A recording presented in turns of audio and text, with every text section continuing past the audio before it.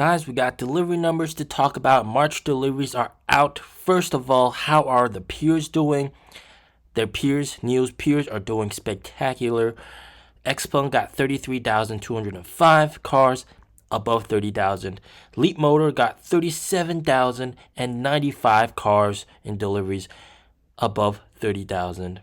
And of course, Li Auto, 36,674 cars above 30,000.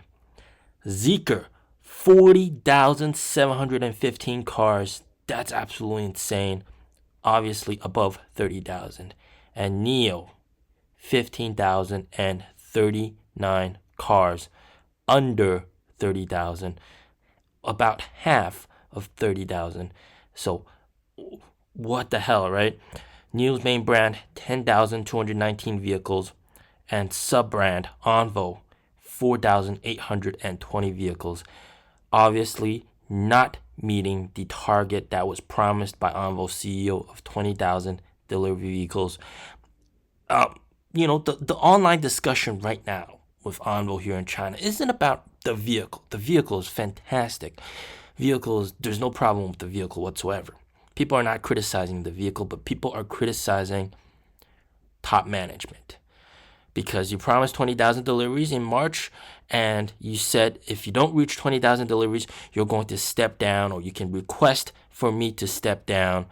Well, this, I would say, is a fair bit off. In fact, this is less than 1/4 of that target, all right? 1/4, less than 1/4 of what you promised. So, what does that mean? Of course, Onvo CEO has to come out and make a statement. I don't think stepping down is the right choice. And I've heard, apparently, Onvo CEO actually requested NIO CEO to stockpile some cars before deliveries initially start. But then because NIO CEO said no, because you have to adjust the supply chain, and then you have to tell your supply partners to start producing it early. It just messes everything up. And basically he got denied that. And of course, what ended up happening, a lot of people wanted their cars before the end of the year. They had sufficient orders to get to 20,000 deliveries in March. They had those orders. That's the frustrating part. They had those orders. That's why Onvo CEO was so confident in saying, we can get 20,000 deliveries in March, otherwise I'll step down. They had those orders in the bag, but then people wanted their cars earlier, before the trade-in subsidy ended. And as a result, because they couldn't deliver the cars before the end of the year, they gave up on those orders, resulting in January, February, March deliveries, well, as you can tell, not so great. So I don't think Onvo's CEO should step down, but he should come out and sort of apologize, explain the situation, and not just let it become wildfire. Online discussion about Onvo is all about not meeting the delivery targets right now. And there aren't any criticisms around the car. Like, really. I mean, the car is fantastic. But it's all about this, which has gotten on people's minds, about sales, about not being able to meet the delivery target. So he's got to come out and apologize, explain the situation, and end of story. Leave this behind and then move on forward to the Onvo L90, Onvo L80, which in my opinion, I think they will learn from their mistakes, and those cars, if they're well priced, cheap but very, very large vehicles, they will probably sell very well. Okay, so just be optimistic going forward. Now, what else are they doing in order to boost sales? So what are they doing to further boost sales? Of course, they're continuing 0% interest.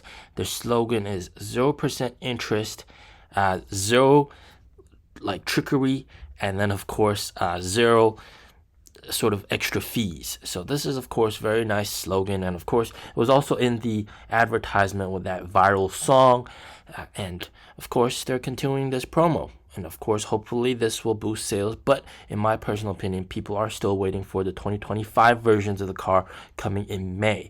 So this 0% interest, you can save from the ET5, you can save 23,621 RMB in interest payments. And then the ES8, which is the most expensive one, you can save 44,341 RMB in interest payments. And on top of that, they're giving away 48 free swap vouchers. So basically, you can drive it for 20,000 kilometers with zero cost with the 48 swap vouchers.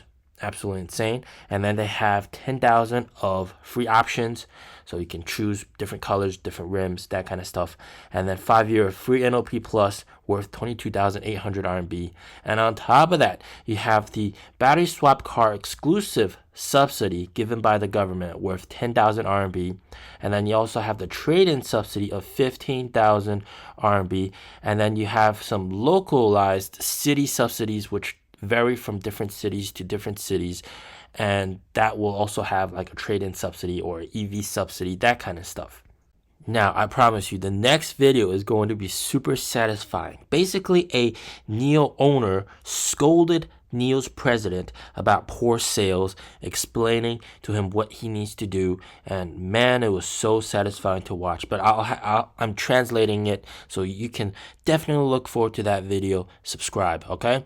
Now, what else is in the news? Of course, they partnered with CETD Group, which is very, very cool. And CETD Group will basically build 100 swap plus power charging stations for NIO using their own money. So once again, NIO is starting to utilize other people's resources to essentially build out their power swap network, and this is going to reduce their cost and spending, which is also very, very nice. Now, what are my expectations for April deliveries? Now, of course, we know for a fact that ET9 has started deliveries. However, the ET9 is a low volume car, so probably it'll add a couple thousand vehicles at the initial start, but nothing too spectacular. Don't expect over 10,000 deliveries for the ET9. It's a very expensive car, but it will sell a few nonetheless. But more importantly, in April, we have the Firefly official debut and official launch and deliveries. This is, of course, kicking off the slew of other vehicle releases this year. They have 9 total vehicle releases this year. And, of course, ET9, Firefly, and then 2025 versions of 5566. And then you have the Onvo L90. And then you have another NIO car near the end of the year. And then the Onvo L80 near the end of the year. So you got a lot of vehicles coming down the pipeline, and that is really going to help boost deliveries. So let's see if Firefly will make an impact, and I believe Firefly will probably make a pretty decent impact near towards the end of this month to boost the deliveries a little bit. So probably going to see higher April deliveries than March, hopefully. As always, stay safe, stay healthy, peace out.